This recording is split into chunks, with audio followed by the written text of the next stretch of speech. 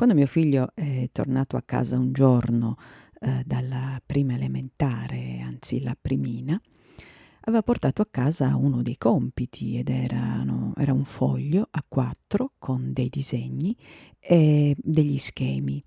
In questi schemi c'erano, delle frecce con degli spazi per scrivere le parole e il suo compito era di, dare il nome e mettere le etichette a tutte quelle parti, erano parti del corpo e rispettivamente erano parti dell'apparato sessuale maschile e femminile. Quindi già dalla primissima, prima ancora della prima elementare, in Australia, si comincia a fare educazione sessuale.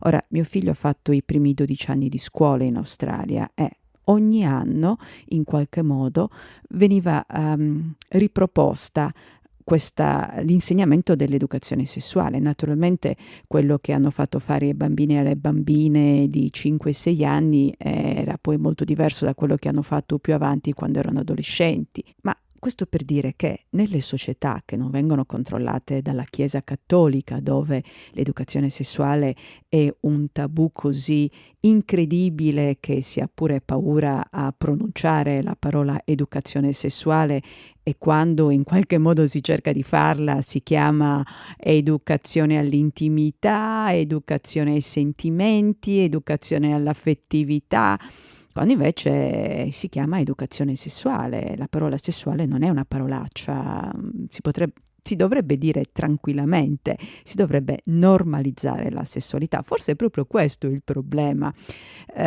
comunque nella società italiana, che non permette nemmeno che ci siano delle macchine automatiche che distribuiscono i profilattici, i preservativi per evitare gravidanze.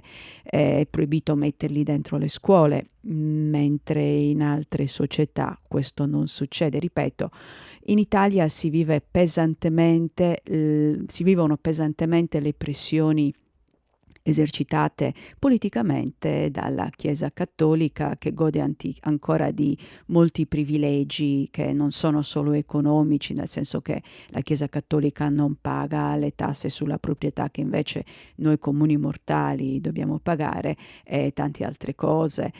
Gode anche ancora di benefici proprio politici che decidono come ci si debba comportare in questo che, almeno per quanto mi ricordo io, è un paese laico, anche se poi a guardare nelle aule scolastiche dove pende il crocifisso una persona potrebbe anche avere dei dubbi.